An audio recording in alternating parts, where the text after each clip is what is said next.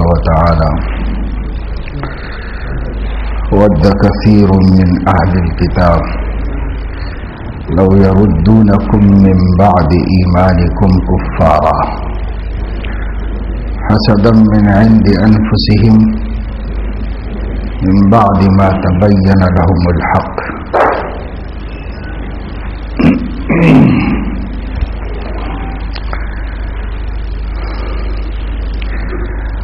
اللہ تبارک و تعالی شانہ نے ہم کو خبر دی ہے کہ اہل کتاب یعنی یہود و نصارا ان میں تھوڑے لوگ تو اچھے ہیں، باقی اکثر لوگ یہ چاہتے ہیں کہ مسلمان باقی نہ رہیں۔ ان کی کوششیں ہوتی ہیں کہ مسلمان ایمان کے بعد کفر کی طرف چلے جائیں، مرتد ہو جائیں، اسلام کو چھوڑ دیں۔ لو یردونکم من بعد ایمانکم کفارا، کاش کہ وہ تم لوگوں کو تمہارے ایمان کے بعد واپس کافر بنا دے۔ اللہ تعالیٰ انسانوں کے پیدا کرنے والے ہی انسانوں کے دلوں کے بھیدوں سے واقف ہیں، انسانوں کے مزاجوں اور طبیعتوں کو جاننے والے ہیں، بلکہ ان کے پیدا کرنے والے ہیں۔ اللہ تعالیٰ کو کسی شخص کا، کسی قوم کا کیا نظریہ ہے، کیا خیال ہے، وہ اس کی تحریریں پڑھ کر، اس کی باتیں سن کر متعین کرنا نہیں پڑتا۔ جیسے ہم کسی کے بارے میں جاننا چاہیں تو جب تک ان کی کتابیں اور ان کی تحریریں نہ پڑھیں ہم کو پتہ نہیں چلتا، لیکن اللہ تبارک و تعالی شانہ اس کے محتاج نہیں ہے کہ ان سے سن کر یا ان کو پڑھ کر ان کے بارے میں کچھ جانیں۔ اللہ کا علم محیط ہے، بغیر اس سہارے اور واسطے سننے اور پڑھے بغیر دلوں میں دیکھ کر اللہ بتاتا ہے کہ ان کے دلوں میں کیا ہے۔ اس لیے اللہ رب العزت کا یہ فرمانا کہ یہود و نصارا اہل کتاب، کثیر من اہل الکتاب، اکثر اہل کتاب، تھوڑے سے جو عبادت گزار عیسائی ہیں ان کو اللہ نے الگ کیا۔ لیسوا سواء من اہل الکتاب امۃ قائمۃ یتلون آیات اللہ آناء اللیل وہم یسجدون، سب عیسائی برابر نہیں، عیسائیوں میں ایک چھوٹی سی جماعت ہے، من اہل الکتاب، اہل کتاب میں یہودیوں میں بھی عیسائیوں میں بھی، امۃ قائمۃ، ایک چھوٹی سی جماعت ہے جو دین پر اپنے مضبوطی سے جمی ہوئی اور قائم ہے۔ کیوں؟ یتلون آیات اللہ آناء اللیل، وہ تورات پڑھتے ہیں دن رات اور اللہ کے سامنے سجدے کرتے ہیں اور اللہ تعالیٰ کی طرف گڑ گڑاتے ہیں، اللہ تعالیٰ سے دعائیں کرتے ہیں۔ تو یہ جو عبادت گزاروں کا ایک چھوٹا سا گروہ ہے، یہودیوں میں بھی ہے اور عیسائیوں میں بھی ہے، یہ جو گروہ ہے یہ الگ ہے، ان کا خیال الگ ہے۔ ان کا حال یہ ہے کہ وہ تورات کو سن کر کیا، قرآن کو سن کر بھی متاثر ہوتے ہیں اور ان کے دل پہ اثر ضرور ہوتا ہے اس سے، لیکن ایمان نہیں لاتے، اپنے مذہب پہ قائم رہتے ہیں، وہ الگ بات ہے۔ تو عبادت گزاروں کا، کتاب پڑھنے والوں کا، مذہبی زندگی گزارنے والوں کا ایک گروہ چھوٹا سا چھوڑ کر باقی جتنے اہل کتاب ہیں، خواہ وہ یہودی ہوں خواہ وہ عیسائی ہوں، ان کی تمنا یہ ہے، ان کے دل کی پکار یہ ہے، ان کے ضمیر کی خواہش اور آرزو یہ ہے کہ لو یردونکم من بعد ایمانکم کفارا، کاش کہ تم لوگ یعنی مسلمان اپنے ایمان کے بعد پھر سے کفر کی طرف لوٹ جائیں، مسلمان باقی نہ رہے، بس ان کی یہ خواہش ہے۔ اللہ یہ نہیں فرما رہے کہ ان کی یہ خواہش ہے کہ سب عیسائی بن جائیں، سب یہودی بن جائیں۔ یہودی تو کسی کو یہودی بناتا نہیں، یہودی جو ہے وہ نسلی مذہب ہے، وہ ان کے اپنے خون سے یہودی بنتے ہیں، اور تو کوئی یہودی بناتے نہیں کسی کو وہ۔ اور عیسائی وہ دعوتی مذہب ہے، وہ دوسروں کو عیسائی بناتے ہیں، کوشش کرتے ہیں، لیکن اللہ مسلمانوں کے بارے میں یہ نہیں فرما رہا کہ وہ تم کو عیسائی بنانا چاہتے ہیں۔ اللہ یہ فرما رہا ہے کہ وہ تم کو مسلمان نہیں رکھنا چاہتے، کفر کی طرف لوٹانا چاہتے ہیں، چاہے کچھ بھی بن جاؤ مگر مسلمان باقی نہ رہو۔ یہ ان کی خواہش ہے، یہ ان کی تمنا، کس اکثریت کی یہ تمنا ہے۔ تھوڑے بہت کو اللہ نے الگ کر دیا، وہ کہاں وہ عبادت گاہوں میں رہتے ہیں، وہ تو ان دنیا کے مخمصوں میں آتے ہی نہیں، ان کا اپنا خاص محور ہے زندگی کا، اسی میں گزارے، تو کسی کو نقصان نہیں پہنچاتے، کسی کے پیچھے نہیں پڑتے، دوسرے مذہبوں کے پیچھے نہیں پڑتے، دوسرے مذہبوں کے لوگوں کو بدلنے کی کوشش نہیں کرتے۔ وہ چھوٹا گروہ ہے، اب بھی ہے، اس زمانے میں بھی ہے، کچھ لوگ ہیں ہر علاقے میں ایسے جو خالص عبادت گزار اہل کتاب ہیں، اور وہ نہ ظلم کو پسند کرتے ہیں، نہ زیادتی کو پسند کرتے ہیں، اور خود اپنی حکومتوں اور اپنی قوم سے بھی نالا رہتے ہیں، ناراض رہتے ہیں۔ وہ ایک چھوٹا گروہ ہے، ان کی اللہ نے تعریف بھی کی ہے قرآن میں، تو انسانی بنیادوں پر ان کی اچھی صفتیں، وہ مذہب انہوں نے حق کا اختیار نہیں کیا، لیکن انسان کی حیثیت سے اچھے اعمال والے، اچھے اخلاق والے لوگ اللہ نے ان کی تعریف کی۔ اور انہی میں سے کچھ لوگ وقتاً فوقتاً اللہ توفیق دیتا ہے، چونکہ سنجیدہ ہیں، سمجھدار ہیں، دوسرے کو ضرر نہیں پہنچاتے، اپنے اللہ کو یاد کرتے، دعا کا اہتمام کرتے، آسمانی کتابوں کی تلاوت کرتے ہیں، تو جیسی بھی کچھ ہو انہی میں سے کچھ لوگ اسلام میں آتے ہیں اور ان کو مسلمان ہونے کی توفیق ملتی ہے۔ لیکن کثیر من اہل الکتاب ایسے نہیں، اکثریت ان کی ایسی نہیں ہے۔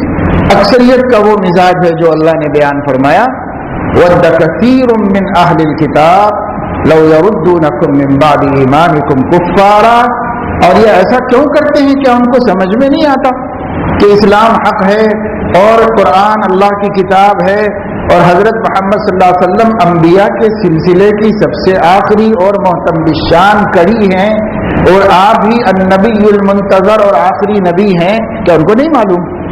تو اللہ فرماتے ہیں معلوم ہے، مگر حسدا من عند انفسہم، ان کے دلوں میں جو حسد ہے اہل حق سے، اسلام سے، مسلمانوں سے، نبی پاک صلی اللہ علیہ وسلم سے، اس حسد کی وجہ سے یہ چاہتے ہیں کہ تم مسلمان نہ رہو۔ باقی جانتے تو وہ بھی ہیں کہ اسلام ہی حق ہے، اسلام ہی سچ ہے، اسلام ہی آخری مذہب ہے، ان کو سب پتہ ہے۔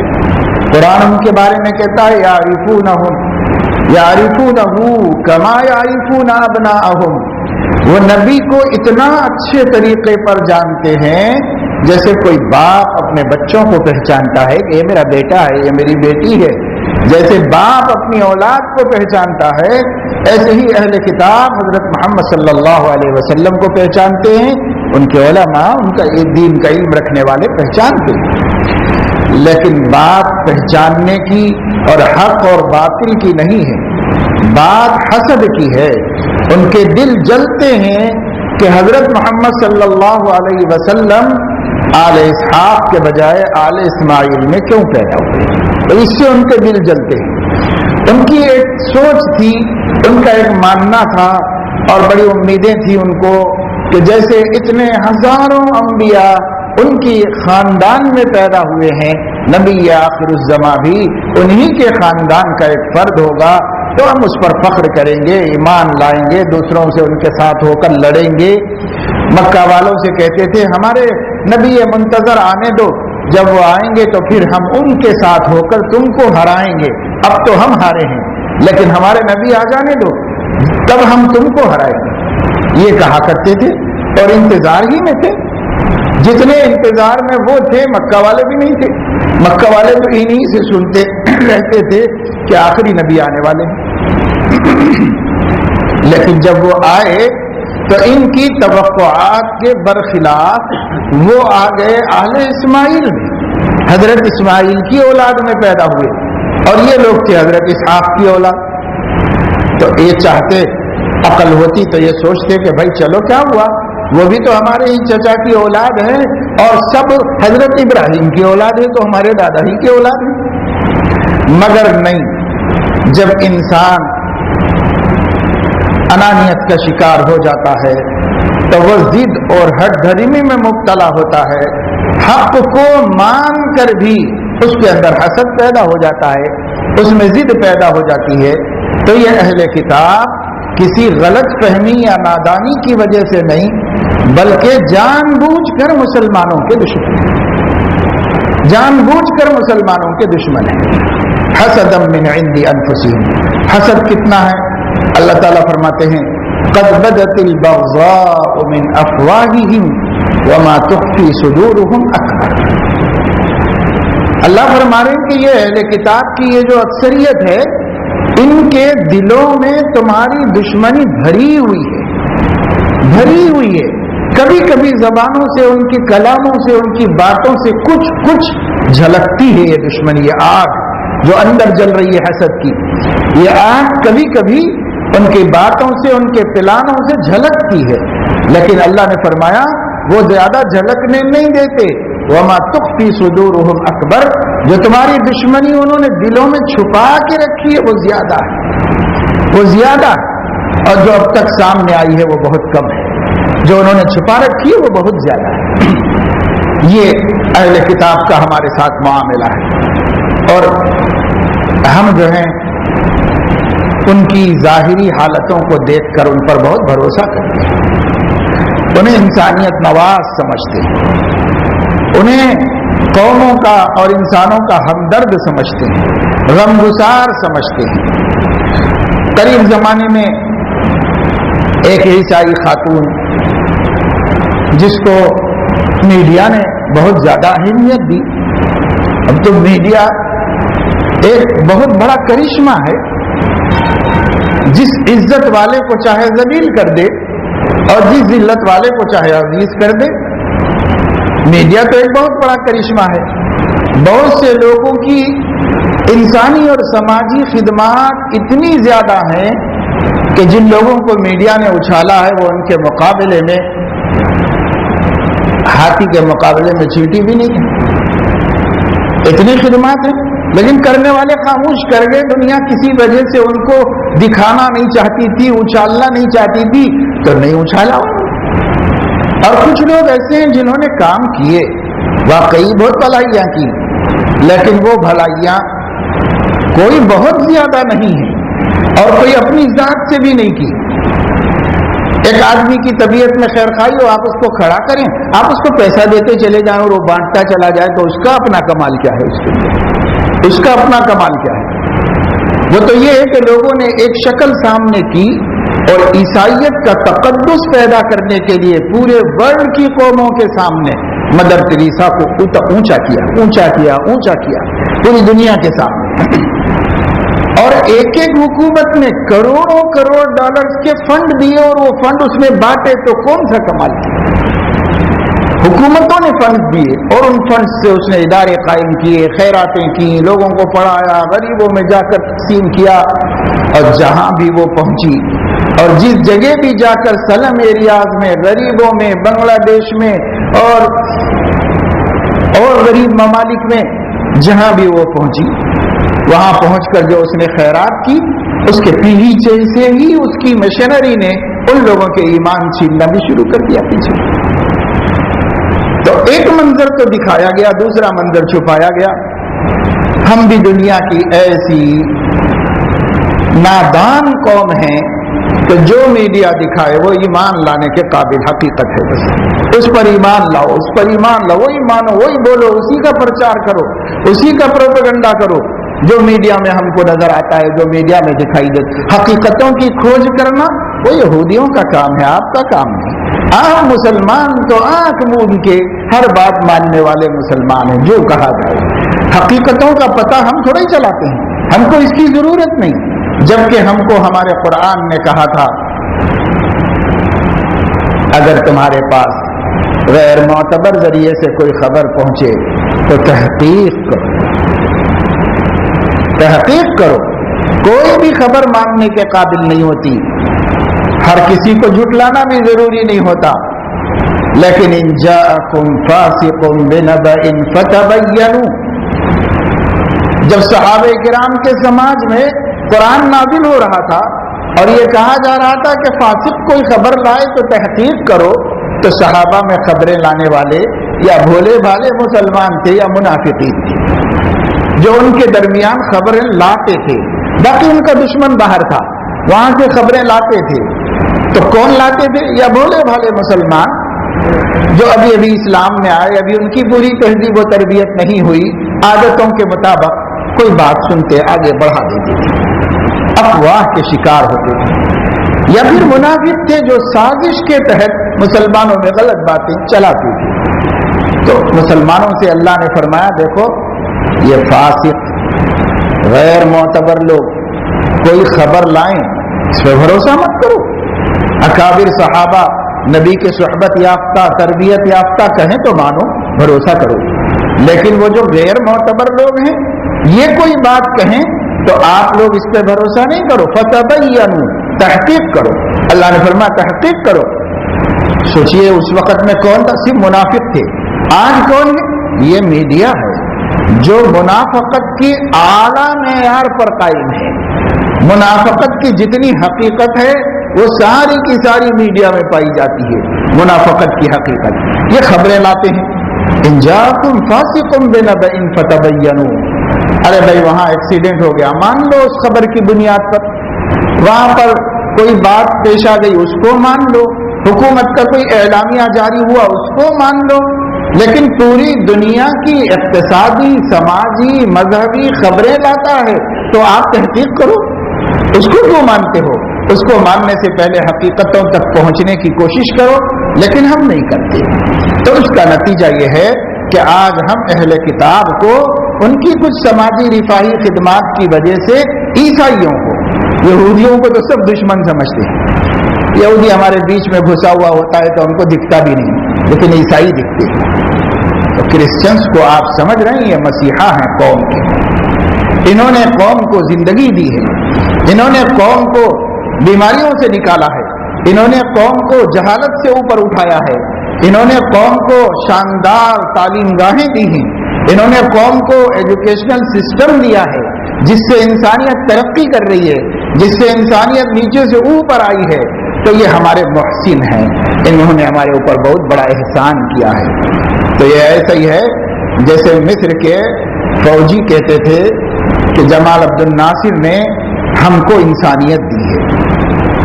جب اس کا انتقال ہوا تو ان لوگوں نے اخبار میں، جو سرکاری اخبار میں حضرت مولانا علی میاں رحمۃ اللہ علیہ نے اپنی تاریخ میں نوٹ کیا ہے کہ سرکاری اخبار میں جو ہیڈنگ دی تھی اخبار پر فرسٹ پیج کے اوپر، اس میں انہوں نے یہ لکھا تھا وا نبیا، اے ہمارے نبی. یہ لکھا تھا صدر کے مرنے پر صدر کو، ہائے ہمارے نبی، یہ لکھا تھا. اور اس کے نیچے یہ لکھا تھا کہ جمال عبد الناصر مرے نہیں ہیں بلکہ اسی طرح معراج میں گئے ہیں جس طرح محمد صلی اللہ علیہ وسلم گئے. پھر واپس آئیں گے وہ اور ہم کو سنبھالیں گے اور دنیا کو بچائیں گے. اور اس کے تحت کسی جذباتی فوجی لیڈر نے یہ لکھا تھا کہ اے جمال، ہم نے اپنے آپ کو قرآن کے سامنے پیش کیا تو قرآن نے ریجیکٹ کر دیا. ہم نے اپنے آپ کو خدا کے سامنے پیش کیا تو خدا نے ریجیکٹ کر دیا. ہم نے اپنے آپ کو مسلم حکمرانوں کے سامنے پیش کیا تو انہوں نے ریجیکٹ کر دیا. ہم نے رسول کے سامنے پیش کیا تو رسول نے ریجیکٹ کر دیا. اور جب ہم نے اپنے کو آپ کے سامنے پیش کیا تو آپ نے دنیا کی ترقی یافتہ قوموں کے برابر ہم کو کر دیا. ہم آپ کا احسان نہیں بھول سکتے. یعنی قرآن کا کوئی احسان نہیں، رسول کا کوئی احسان نہیں، اللہ کا کوئی احسان نہیں، ان کے اوپر احسان تھا صرف جمال عبد الناصر کا. یار یہ کمیونزم تھا نا، سب کمیونزم کی دین تھی جو ان کو سکھایا گیا. تو اگر ہم یہ سمجھتے ہیں کہ عیسائیت نے ہم کو ترقی دی ہے اور ہم کو جہالت سے نکالا ہے اور ہم کو ذلت کے قہر سے نکالا ہے، ہم کو عزتیں دلائی ہیں، ہم کو ڈگریاں دلائی ہیں، ہم کو تعلیم دلائی ہے، تو یہ ایسی ہی حماقت ہوگی جیسے مصر کے فوجیوں کی حماقت تھی اپنے صدر کے بارے میں، ایسی ہو۔ ان کا ہمارے اوپر کیا احسان ہے؟ ہمارے اوپر ان کا کوئی احسان نہیں۔ ان کا ہر کام، جیسے میں عرض کیا کرتا ہوں کہ اگر عیسائی کسی مسلمان کا ایک تنکا ادھر سے اٹھا کے ادھر رکھا ہے تو اس کے پیچھے بھی دعوت کا جذبہ ہے، اس کے پیچھے بھی اس کے اندر دعوت کا جذبہ ہے۔ وہ چاہتا ہے کہ کسی طرح ہم کو متاثر کرے، وہ یہ سوچتا ہے کچھ نہیں ملے گا اس خدمت سے، لیکن اس کے دل میں کچھ ہماری اہمیت تو ہو جائے گی۔ یہ پہلا قطرہ ہوگا، پھر کوئی قطرہ بڑھے گا، پھر ایک قطرہ بڑھے گا، ایک ایک قطرہ مل کر کے ندی بنتی ہے اور چند ندیاں مل کے دریا بنتی ہے۔ ایک دن ان کی عظمت دل میں آ جاتی ہے، ایک دن ان کی اہمیت دل میں آ جاتی ہے، جو فاصلے ہونے چاہیے وہ فاصلے ختم ہو جاتے ہیں۔ اس لیے میں نے اس وقت میں یہ بات آپ کے سامنے عرض کی کہ یہ موقع ہے مسلمانوں کا اپنے بچوں کی اگلے سال کی تعلیم کے فیصلے کرنے کا۔ مسلمان یہ تو طے کر لیں کہ کسی بھی درجے میں انہیں مشنری میں مسلمان اپنے بچے کو نہیں پڑھانا، کسی بھی قیمت پر نہیں پڑھانا ہے۔ ابھی تھوڑا شعور آ رہا ہے مسلمانوں کو، لیکن پھر بھی جن کو پیسہ اللہ نے بہت دیا ہے، جو کھاتے پیتے لوگ ہیں، ان کو سمجھ ہی نہیں آتی کہ مشنری میں پڑھانے کا کیا نقصان ہے، ان کو سمجھ ہی میں نہیں آتا۔ وہ یہ چاہتے ہیں کہ اسکول نام والا ہونا ہو، اسکول بڑے لوگوں کا ہونا چاہیے، ہم بھی تو پیسے والے ہیں، ہمارا بچہ وہاں فلاں جگہ جانا چاہیے، اور فلاں جگہ جا کر کے بھی وہی پڑھے گا، کسی اور جگہ پر بھی وہی پڑھے گا۔ فرق یہ ہے کہ وہ لوگ اسٹینڈرڈ مینٹین کرنے کے نام پر مسلمانوں کے دماغ کو عیسائی بنا رہے ہیں، اور اس کے باوجود ہم سمجھ رہے ہیں کہ وہ ہمارے محسن ہیں، اس کے باوجود ہم یہ سمجھ رہے ہیں کہ وہ قوم کے مسیحا ہیں اور وہ قوم کو اوپر لے جانے والے لوگ ہیں، حالانکہ ان کی ہر حرکت ان کا مذہب کی تحریک ہے، ان کی ہر حرکت کے پیچھے ان کی دعوت ہے، اور ان کو ہم برا نہیں کہتے، ان کو تو کہنا چاہیے کہ وہ قوم کے جالے ہیں، ان کو کہنا چاہیے کہ اپنے مذہب کے سپوت ہیں، ان کو کہنا چاہیے کہ وہ اپنی دعوت کے اور اپنی قوم کے ہیرو ہیں، کیونکہ وہ اپنے مذہب کے لیے دن رات ایک کر رہے ہیں۔ کہنا تو آپ سے ہے، ہم سے ہے، ہم کیا ہیں، ہماری شعور کیا کر رہی ہے، ہماری عقل کیا کر رہی ہے، ہماری سوچ کیا کر رہی ہے، ہم کیوں کسی کے غلام بنے ہوئے ہیں، ہمارے اندر ایسی گنجائش کیوں نہیں ہے، طاقت کیوں نہیں ہے کہ ہم خود بھی اس سے اچھے معیار کے بھی اسکول قائم کریں اور ان اسکولوں کو اتنا زبردست بنائیں کہ عیسائی بچے ہمارے پاس پڑھیں، اور ہم ان کے پھر اسلامی ذہن سازی کی کوشش کریں، ہم ان کے لیے اسلام کی دعوت بنا دیں اپنے اسکول کو کہ یہ اسلام کی دعوت ہے اور یہ اللہ کو پہچاننے کی دعوت ہے، ہم بنا دیں، لیکن ہمارے پاس سوائے بھیک من کے کھانے کی اور کچھ نہیں ہے۔ ہم دوسری قوموں سے مانگ رہے ہیں، آپ تعلیم دے دو، آپ بہت قابل ہیں، آپ یہ سکھا دو، آپ بہت قابل ہے، ہم دوسروں سے کہہ رہے ہیں، ہم خود کچھ کیوں نہیں کر سکتے؟ اگر ان کی قوم کر سکتی ہے تو ہم کیوں نہیں کر سکتے؟ آپ کہیں گے ان کے پاس فنڈز ہیں، ان کے پاس دولت ہے، ٹھیک ہے، ہر کام دولت سے نہیں ہوتا، فنڈز سے نہیں ہوتا۔ آپ کو معلوم ہونا چاہیے کہ عیسائی اپنے دعوت کے سلسلے میں پیسہ کم سے کم خرچ کرتے ہیں۔ یہ ذہن سے نکال لیجئے کہ وہ پیسے کی بلبوتے پر لوگوں کو ورغلا رہے ہیں، یہ ذہن سے نکال لیجئے۔ جو تجربے دیہاتوں میں عیسائیت زدہ علاقوں میں ہمارے علماء مسلسل کر رہے ہیں، اور ان کو ارتداد سے بچانے کے لیے جو محنتیں ہو رہی ہیں، وہاں جا کر دیکھو تو پتہ چلے گا کوئی پیسہ خرچ نہیں کر رہے ہیں، صرف پیسے کے دھوکے میں قوم کو رکھے ہوئے ہیں۔ تو صرف انسانی بنیادوں پر، خدمت کی بنیاد پر، محبت کی بنیاد پر، میٹھے بول کی بنیاد پر، دوستیوں کی بنیاد پر، فری میں، مفت میں مسلمانوں کو اپنی طرف مائل کر رہے ہیں۔ غیر مسلم تو فوراً مذہب چینج کر کے کرسچن بن ہی جاتے ہیں، کیونکہ ان کو اپنے مندر میں بھی کسی مورتی کے سامنے جھکنا ہے اور چرچ میں بھی جا کے کسی مورتی کے سامنے جھکنا ہے، ان کو زیادہ فرق نہیں۔ اور مسلمان یہ حرکت کر نہیں سکتا تو مسلمان بنتا نہیں عیسائی، تو وہ اتنا کرنے پر راضی ہیں کہ لو یردونکم من بعد ایمانکم کفارا، تم چاہے عیسائی نہ بنے مسلمان، لیکن مسلمان بھی نہ رہیں، بس اتنے کے لیے وہ راضی۔ تو مسلمانوں پر جو محنت ہو رہی ہے وہ مسلمان باقی نہ رکھنے کے واسطے ہو رہی ہے، اور تمام قوموں پر عیسائی بننے کی دعوت بھی ہے اور ہو ہی رہے ہیں۔ آپ دیکھ لو کہیں بھی ہمارے شہر میں، حیدرآباد میں جگہ جگہ بڑے بڑے تعلیم یافتہ لوگوں میں بھی عیسائیت محنت کر رہے ہیں، اور سلم ایریاز میں، غربا میں، مصیبت زدوں میں بھی عیسائیت محنت کر رہی ہے۔ وہ بیماروں کا علاج کی فکر کرتے ہیں اور ان کا دل جیتتے ہیں، اور انہیں مسلمان باقی نہیں رکھتے۔ وہ ان کی خدمت کرتے ہیں، وہ اس خدمت میں اور اس خدمت میں مختلف خدمتوں سے وہ مسلمانوں کے پیچھے پڑے ہوئے ہیں۔ ہم کو یہ طے کرنا ہے کہ آپ چاہے کم قابل بنائیں آپ کے بچے کو، لیکن ایمان کی قیمت پر لائق بنانے کی فکر نہ کریں کہ ایمان دے کر ہم کچھ نہیں لیں گے، ایمان دے کر کچھ نہیں لیں گے۔ ایمان جا رہا ہے اور آپ سمجھتے نہیں، آپ یہ سمجھتے ہیں کہ یہ کیا خاص بات ہے، یہ تو کوئی غلط بات تو نہیں سیکھا۔ کیسی کیسی تربیتیں اور محنتیں ہو رہی ہیں۔ حضرت مولانا علی میاں رحمت اللہ علیہ نے یہاں حیدرآباد ہی میں بیان کیا تھا، مسلم پرسنل لا بورڈ کے ایک اجلاس میں بیان کیا تھا، نمائش گراؤنڈ میں، وہ چھپ بھی گیا تھا بعد میں بیان ان کا۔ اس میں یہ واقعہ سنایا تھا کہ میرے تعلق والے مالدار قسم کے ایک ساتھی جن کو میں جانتا ہوں، انہوں نے میرے سامنے یہ بات بیان کی کہ انہوں نے ان کے گھر کے نواسے کو، پوترے کو، کسی کو مشنری میں شریک کیا پڑھنے کے واسطے، تعلیم کے واسطے۔ وہ پڑھتا رہا، 1-2 سال گزرے۔ اس کے بعد گھر میں ایک مرتبہ میاں بیوی کے درمیان میں گفتگو ہو رہی تھی، چھٹی کا دن تھا، بچہ کھیل رہا تھا وہاں پر، تو کسی مشکل مصیبت کا بیوی نے تذکرہ کیا، وہ سنتے رہے۔ پھر شوہر نے کہا گھر کا ماحول اچھا تھا، دین کا، علم کا، سمجھداری کا ماحول تھا، اور موروثی طور پر دینداروں کا گھرانہ تھا۔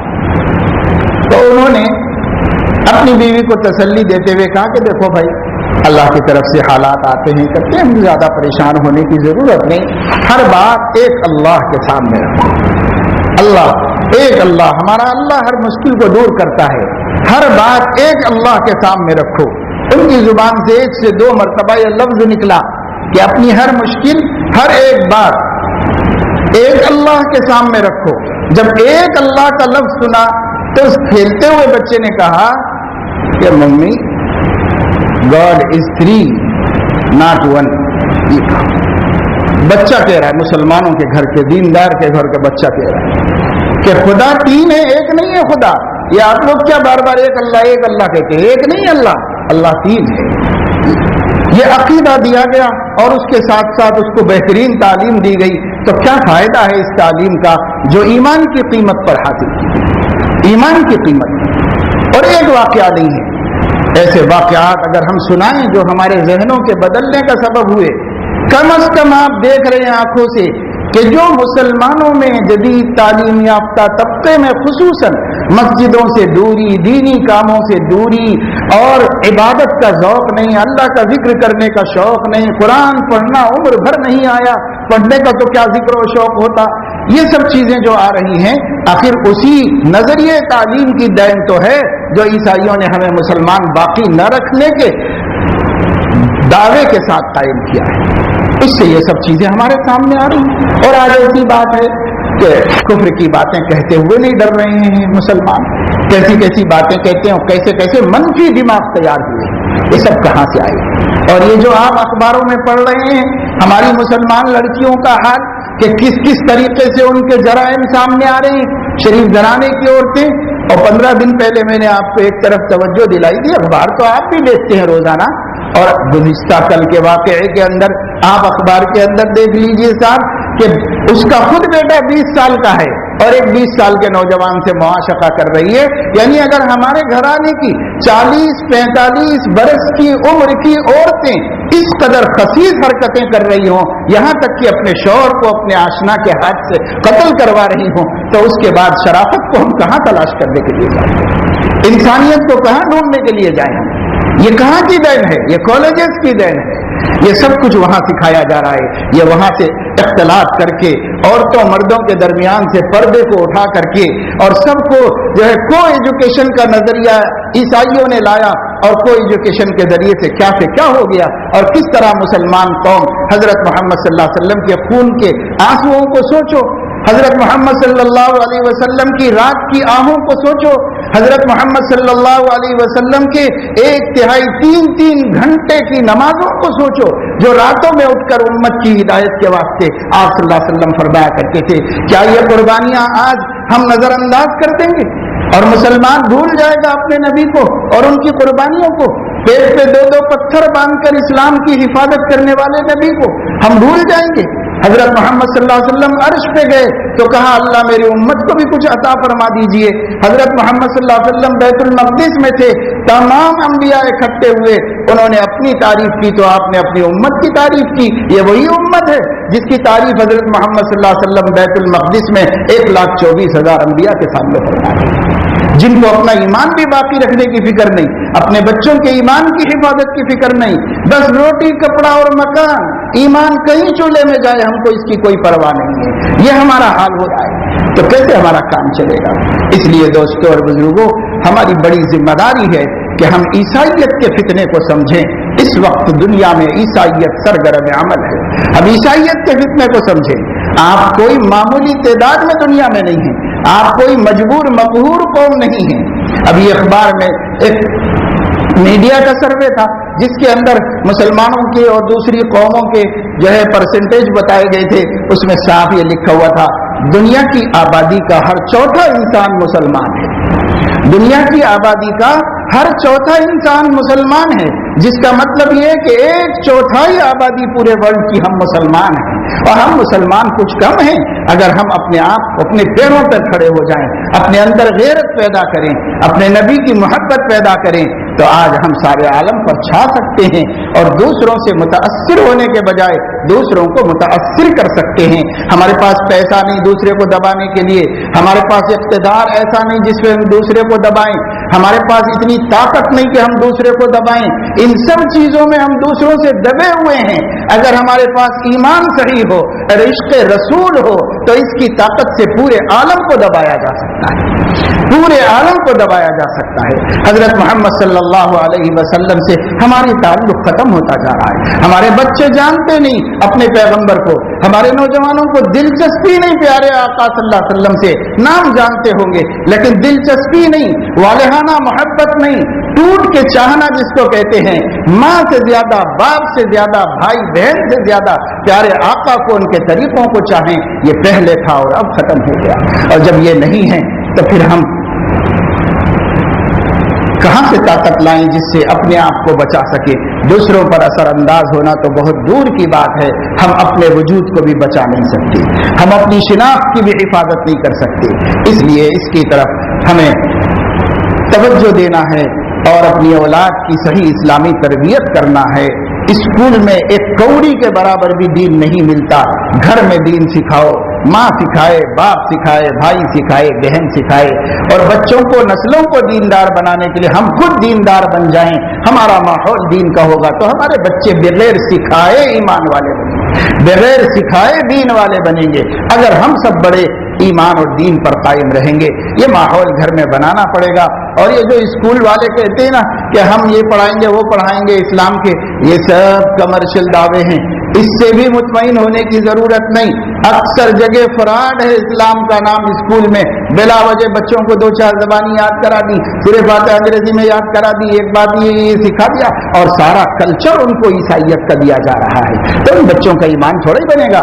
اسکول والے اگر اسلام لانا چاہتے ہیں, اسلامک مشنری بنائیں, اس کے لیے وہ سلیبس بدلنے کی ضرورت نہیں, وہاں کا کلچر اسلامی بنائیں, وہاں کی ہر ادا اسلامی بنائیں, وہاں کا ہر طرز اور طریقہ اسلامی بنائیں. تب جا کر کے ہو سکتا ہے باقی 2 حدیثیں رٹا دینے سے کیا ہمارے بچے کا دماغ صحیح ہو جا سکتا ہے, کیا اس کا دین ایمان بن جا سکتا ہے. تو میرے دوستوں, اسکول پر تو قطعاً یقین مت رکھیے, گھر میں ماحول بنائیے, گھر سے دین دیجیے. اور اگر آپ کا بچہ یہاں بھی نہیں پائے گا وہاں بھی نہیں پائے گا تو پھر کل اس کے خدا نہ کرے بحریہ بننے سے کوئی روک نہیں سکتا اس کو. اللہ ہمارے نسلوں کی حفاظت فرمائے. اور بڑوں کو ہوش اور سمجھ نصیب فرمائے۔ وآخر دعوانا الحمدللہ۔